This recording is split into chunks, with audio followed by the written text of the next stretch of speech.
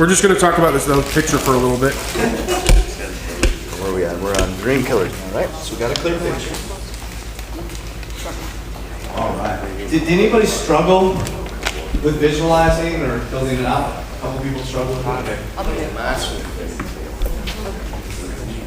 Oh, yeah, we don't get it. Yeah, come on, sure. Okay, cool. All right, so now here's the biggest thing. Once you set a goal, right? It's easy to set a goal.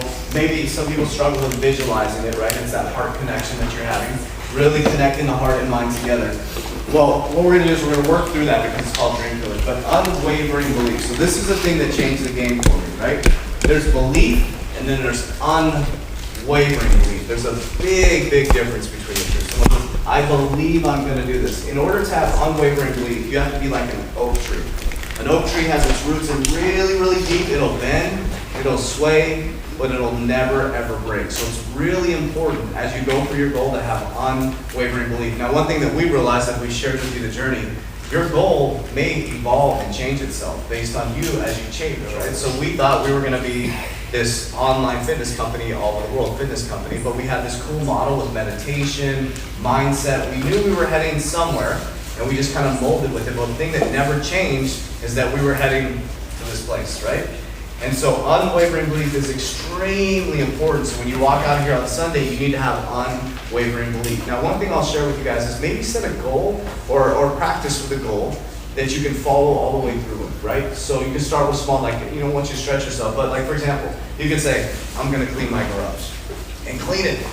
Do it. Follow through with it. Practice with small little victories. Okay, I'm going to do this. Like, for example, he brought up, my mom and I actually did these floors, right? And every day it was so freaking exhausting. We broke down walls, we were doing all this stuff, and I was like, we just got to get one mat today. That's it, just one mat, and we did it. And we got to get two, these things like 300 pounds. We got three, my mom's pulling on it, I'm like, come on, we got one more. And we just kept setting small goals and accomplishing it. And next thing you know, we have a facility, right? So I don't want you to get too caught up in if you're struggling to connect the heart and mind, but I want to talk about unwavering belief. Have any of you guys ever experienced a moment in time when you had unwavering belief you could do something? Anybody share a story that maybe you had unwavering belief?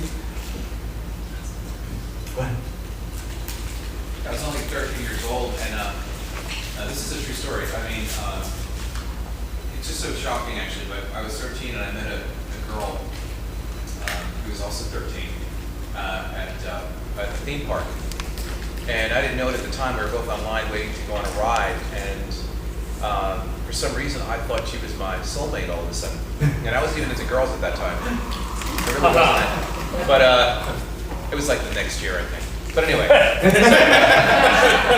I was just so amazed by the fact that I really didn't notice her, but we were just talking like we knew each other forever, and I was so convinced that she was my soulmate, and it was bizarre. So something happened. We realized, my friends and I realized we have to take the shuttle back, and it's getting late. We have to make the last shuttle to get back to the hotel. And we were hanging out with their uncle, and I went over there, and I felt brokenhearted because I knew this girl was my soulmate, and I would never see her again. The only thing I remember is that she was from Connecticut. Her name was Joanna, and I lived in New Jersey, and so it was impossible for us to ever see each other again. So that day, that night, we went on the shuttle. Cool and the Gang played the song Joanna for the first time. I heard it in the bus, and that really freaked me out. I don't know if you remember that song, Joanna. Yeah. So I was blown away with that. I couldn't believe it. I'm like, God's having a real good laugh at me right now. Like, this is really happening. So I knew if I had unwavering faith, I would see her again. And a year later, my mother tells me that we're going to Connecticut to visit a friend. And I knew it at that moment. God was going to bring me together with him. I grew up as a Christian, but ultimately God was, the relationship I had.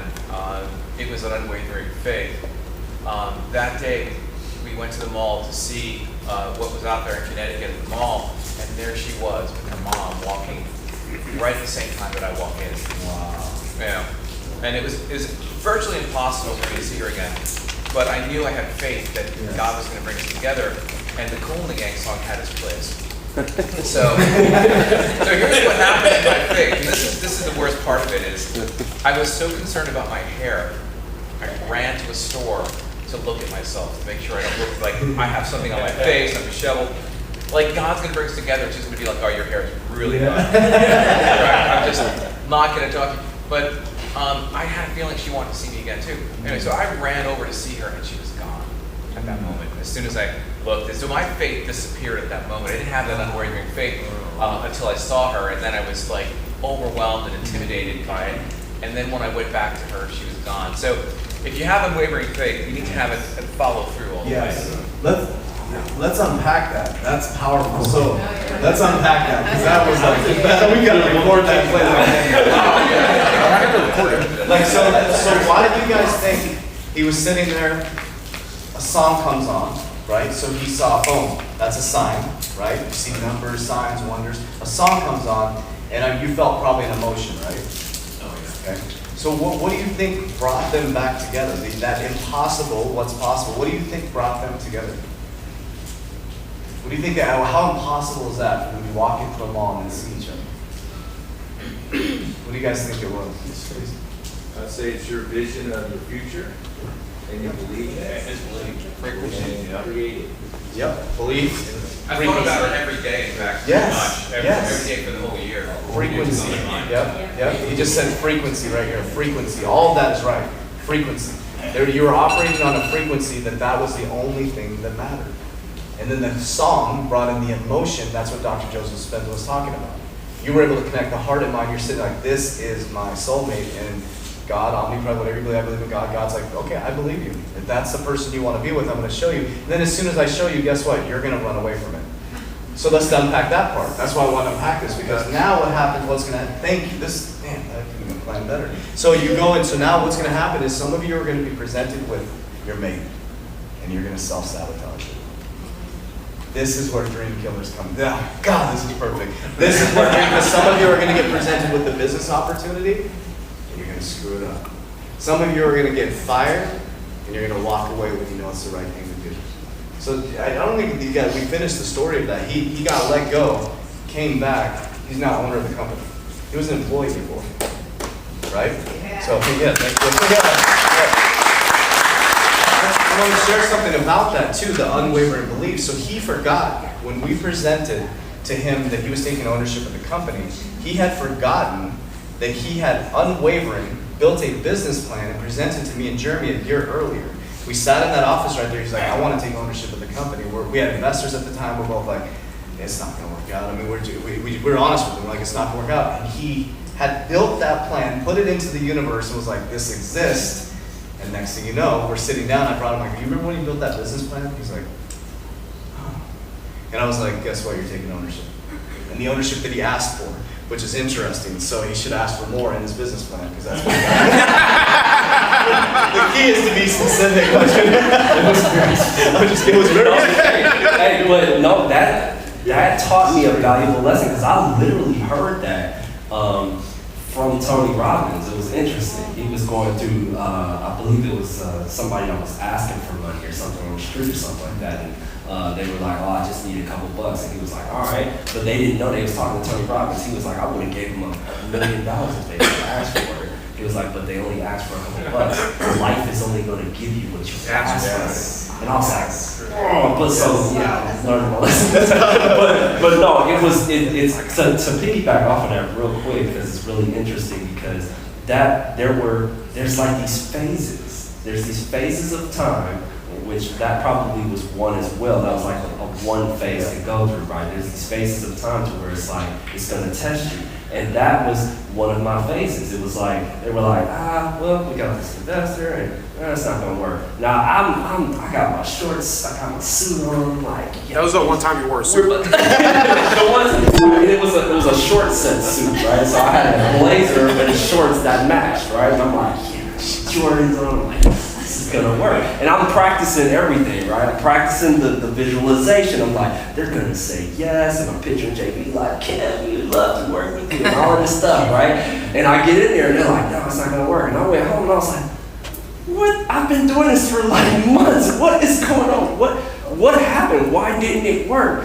And so I kind of abandoned the idea, and I just was like, there must be something that I'm missing. There must be some skills that I need to build, or whatever the case may be. I figured I needed something more within me to be able to attain to that position. Now, I could have easily been like, oh man, well, they don't value me, or whatever the case may be. But I was like, no, there's something that I must do.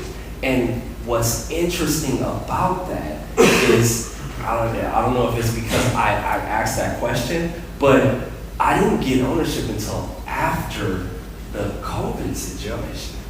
So that was a whole nother test, because I already went through this period of working for free, and then I start to get paid a little bit, and then it's like, well, you guys are gonna lose your business. How about that? How about you just don't lose the whole thing? And now it's like, he's not getting paid, I'm not getting paid, and we have this facility, but I believe that God sets these little in windows for you to be able to make a decision, because even though we had zero money, somehow the building was allotted to us to be able to come here. So we had a choice. We had a choice. We could either continue to do our thing and do the live workouts, and because I don't know, was it the owner that was like, hey, nobody's paying rent, you guys, whatever, just stay in the building. Like, nobody's paying rent anyway, so you can stay here. It was like that. It was crazy. We were like, okay, so we still had the physical place. So that's what really tested. Is this what you want? Is this what you're gonna do? Could you do it without money? Could you do it without income?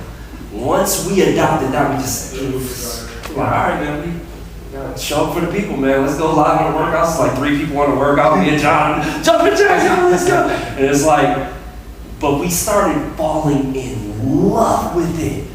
We started falling in love with the process. We were like, dude, we love coming here. Yeah. And I'm barely making it, and John's like, why are like $20, man, to get you some gas to come here? And I'm like, all right. It was like, that was the most test of just one step in front of the other. Like just one step in front of the other. And there were times our tires were blown out. He's like, dang, dude, my mom just gave me this gift card, and boom, yeah. Here you go. And it's like, it was the exact amount, remember? It was the exact amount. And I'm like, now me being as, man, because my mind I'm like, what does this mean? So my brain is buzzing at this point, like, what does this mean? So as I'm taking mental notes of all of this stuff, I'm like, you just gotta keep going. The unwavering belief of, I think me and dude got it, we can do this. I really, really, really believe that. That's why I initially went, because I'm like, man, me and Jay together, we like Mike and Kobe, man. We can get it done. And I always held on to that. But the greatest test was, now I'm like, hey, let's see what y'all both do when y'all both ain't got no money. How about that? He already wasn't paying himself. So. But now you have nothing. Now you have nothing. And it shifted my mentality to start understanding, oh, you really don't need the money to fuel your idea. It's how much passion do you have behind your idea. Are you unwavering on that idea, or are you allowing other people to say, dude, that idea is stupid? Or somebody to be like, I don't get it. And you're like, I don't know, do I get it? You know, you start questioning yourself, the doubts, the fears, and all of that. It's like, no, this is what I'm doing. This is going to work. That's that unwavering. This is it. You can be the only one that thinks that. The only one. And you gotta go in on it. Well, I was gonna say, I started over 3 times from like 0 or super negative in my life. Like, pretty bad. Like in hindsight, looking back at that situation. But like, the first time it happened, I was like, oh shit, this is not good. Like, I moved in with a friend, and I was a real estate agent at the time, and my office was in the laundry room, and I kid you not, I had to reach back and turn the dryer off to make it like, and then I would reach back and turn it back on because she would be pissed if her clothes weren't dry. And like, this is my day.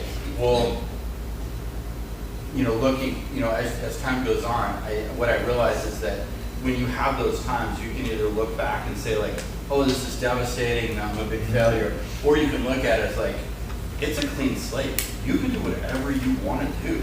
Like when you have no place to go but up, you can't do any wrong. Like, what are you gonna go? Like, you're gonna go broker? Like, you know, and so just go do your thing, like go live your dream. I mean, it's when you realize it's only money and you're gonna make more, it's irrelevant.